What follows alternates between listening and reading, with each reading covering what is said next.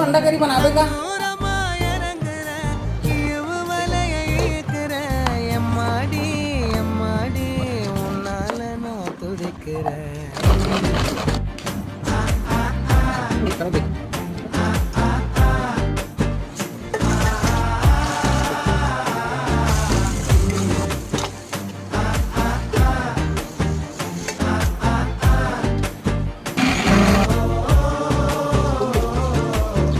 பச்சை குத்திக்கின